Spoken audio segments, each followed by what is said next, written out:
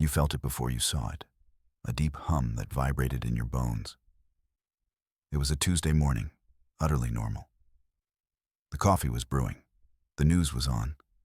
Then the world began to thrum. You paused, mug in hand, and listened. It was not a sound your ears could hear. It was a feeling that started in your teeth. It spread down your spine and into the floor.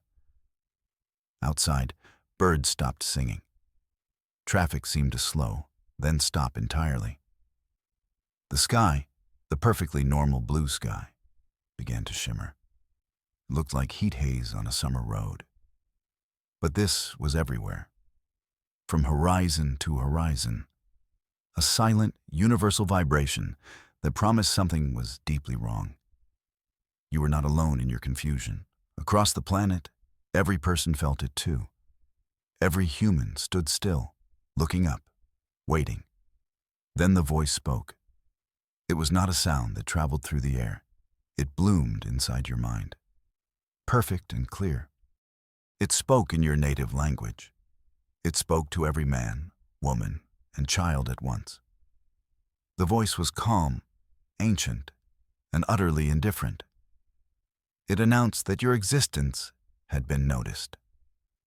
Your little world was a charmingly chaotic place, a perfect stage for a new season of their entertainment. Your planet was now a game board. You, all of humanity, were the pieces. The voice called itself the Game Master. It sounded amused. There was no negotiation, no request for consent. The change was already done. The voice laid out the new reality with cold precision. Your species was now a contestant in a grand, star-born spectacle. A game of survival and wit. The broadcast had already begun. The goal was simple enough: survive. The rules, however, were madness.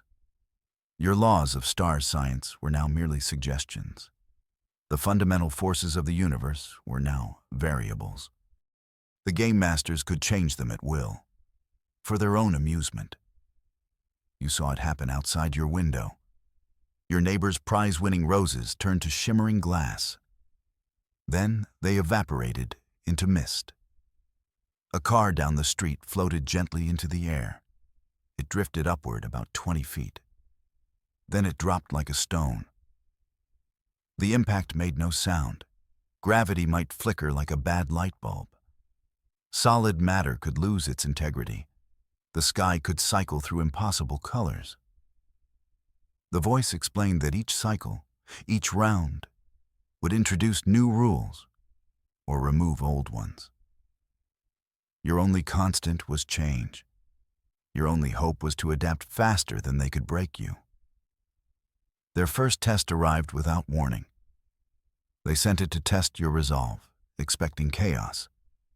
It was designed to make you panic, a beast of impossible geometry. It moved through the city center. It was not made of flesh or metal. It looked like a tear in the world, a walking patch of night sky filled with angry stars. It ignored buildings, phasing through them, but it was drawn to sound, to movement, to the heat of life. When it passed over a person, they simply vanished. No scream, no blood, just an empty space where they had been standing. It was a creature from a nightmare, an engine of quiet, clean erasure. The first reaction was, of course, terror. People ran. Cities fell into a panicked hush. But then something shifted, something they did not expect. You did not break. You began to analyze. Humanity looked at the apocalypse and treated it like a puzzle, a very serious, high-stakes puzzle. Within the hour, live streams were up, not of screaming people, but of the creature, from 1,000 different angles. Experts of every kind began to collaborate online. Physicists, biologists, and surprisingly, video game speedrunners. They shared data. They formed theories. They argued about its nature. They looked past the fear. They saw patterns. They saw a set of rules governing the monster. Someone noted it never moved in a straight line. It always turned at exactly 33 degrees. A joke went viral about trying to teach it to fetch. It was a very human response, to find the absurd in the terrifying. The game masters were not gods. Their game was not perfect. Their code had flaws. Your collective mind, all 7 billion of you, started to find them. The creature that erased people had a weakness. It was a ridiculously simple one, an oversight they never imagined you would find. A retired audio engineer noticed a feedback loop. A high-frequency sound made the creature pause. It did not like the specific pitch of a common bird song. Then a teenager in another country found another glitch. The creature avoided the color yellow, a bright, obnoxious canary yellow. It was a bug in its programming. Soon, the instructions spread like wildfire. Play the sound, wear yellow. The terrifying monster became a mild inconvenience. People walked past it holding yellow umbrellas. Drones buzzed around it, playing the bird song. You had debugged your first monster.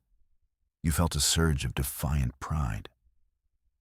Up in the void, the beings watching grew annoyed. Your species was not following the script. You were supposed to be tragic figures, screaming and dying for the entertainment of unseen viewers. Instead, you were rewriting the stage notes. You were turning their horror into a group project. One of them, a being you would later know as the curator, Zell, fumed in silence. Its thoughts were like cracking ice. The primitives were not playing correctly. They were not providing the required emotional output. Their compliance ratings were abysmal. The show was getting boring. They decided a change of pace was needed. A new kind of challenge. If breaking your cities would not break your spirit, they would aim directly for the spirit itself. They would show you the futility of your struggle. They decided to adjust the game's difficulty. Not with a monster, but with a mood. Their next attack was not on your buildings. It was on your hope. A wave of pure despair washed over the planet. It was a silent, invisible tide of sorrow. There was no monster to fight, no puzzle to solve, just a crushing weight on your soul. You felt it as a cold knot in your stomach. Every past failure returned to you. Every fear became a certainty. The news reports you had watched seemed pointless. The small victories felt hollow and foolish. The voice of the game master whispered in your mind again. But this time it was your own voice, filled with your own doubts. Why bother? It's all going to end anyway. The air grew heavy. The sun seemed to dim. Around the world, the vibrant networks of communication went quiet. The streams flickered out. The chat rooms emptied. The game masters watched, satisfied. They believed this was checkmate, the final, quiet surrender of the human will. But they had made a fundamental error. They assumed your hope was a simple chemical reaction, a fragile emotion that could be switched off. They did not understand that for you, hope was a tool. It was a weapon. You fought their despair with stories. You fought it with songs. You fought it with pure, unadorned stubbornness. It started small. An old man in a quiet town sat on his porch. He began playing a cheerful song on a worn-out guitar. A mother, her heart heavy, read a fairy tale to her child. A tale where the small hero defeats the great darkness. A comedian went online and started telling jokes. Terrible, awful jokes. But people started laughing through their tears. These acts of defiance spread. You weaponized the very emotions they could not comprehend. You shared memories of past struggles, of ancestors who survived famine and war. You reminded each other that you were the descendants of survivors. Hope was not a feeling you waited for. It was a choice you made, a logical, tactical decision to keep fighting. Your newfound strength had an unintended side effect. As you pushed back against the psychic despair, you learned something.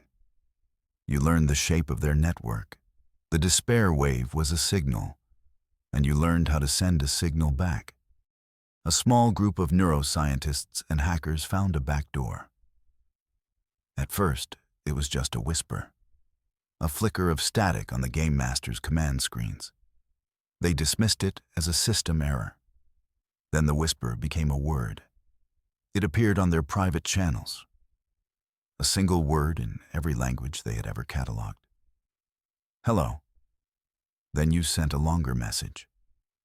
It was not a plea for mercy.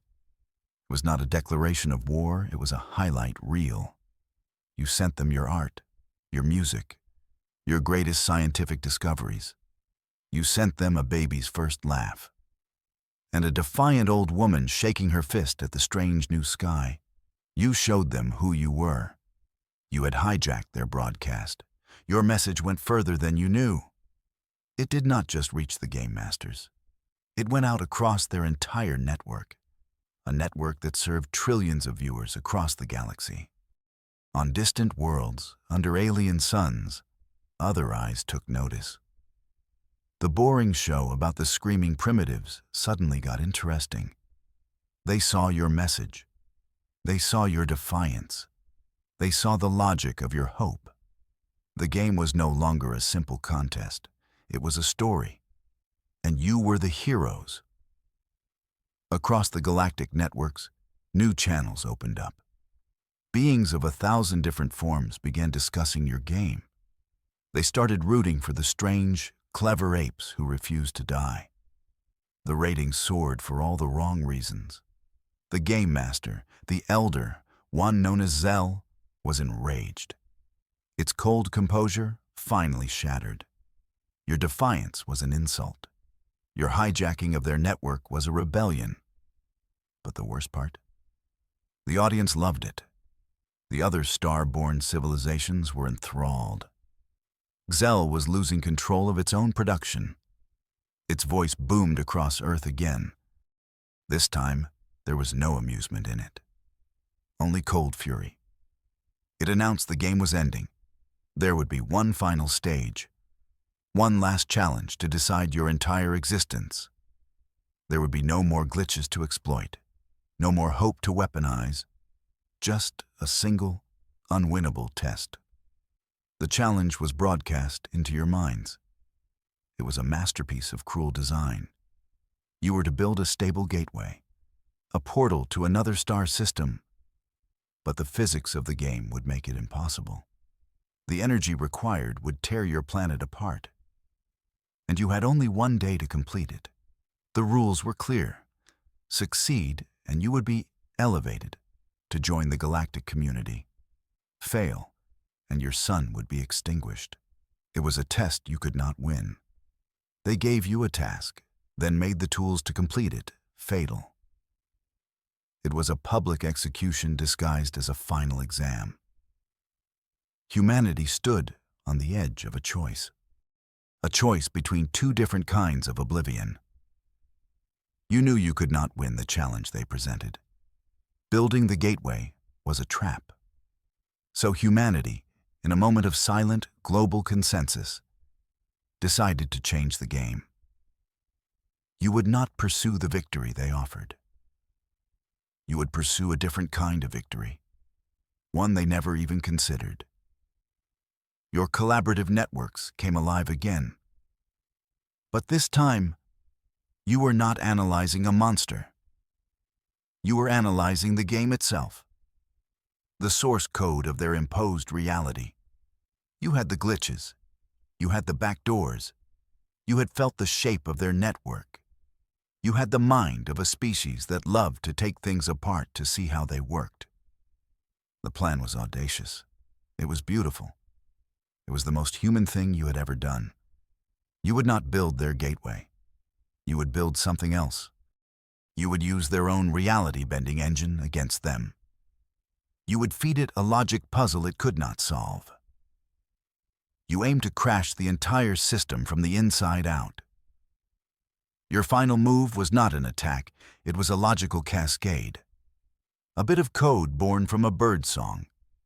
A subroutine hidden in the color yellow. A recursive loop based on the paradox of hope. You gathered every glitch, every exploit, every tiny crack in their perfect system.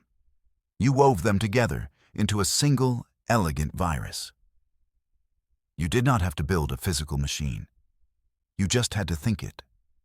Together. Using the psychic network they so foolishly gave you access to. Every mind on Earth focused on a single task. Not building a gateway to the stars, but building a feedback loop that would pull the plug on gods. The command was simple: divide by zero. The moment the command was sent, the world began to stutter. The sky flickered. The impossible colors of the game flashed like a failing monitor. The hum in your bones returned, but this time it was a scream. The reality engine of the Game Masters was trying to solve an unsolvable problem. An equation made of pure defiance. The voice of the elder, one Zell, cried out in every mind. Not in anger, but in confusion and pain. It was the sound of a god discovering its own mortality. The system that gave it power was now eating itself alive. Then, with a final silent flash that painted the world white, it was over. When your vision returned, there was only silence. The deep, vibrating hum was gone. You looked at your hands. They felt solid, real. Outside, the car that had been floating for weeks was now just a car on the street. The roses that had turned to glass were just roses again. The sky was a simple, beautiful blue. There was no victory message, no confirmation, just the profound, peaceful quiet from the sky. You were free, but you knew something you could never forget. You were not alone in the great dark. And you had shown the watchers something new. You had shown them that some games are not meant to be played. They are meant to be broken. You stepped outside into the quiet dawn of a much larger world.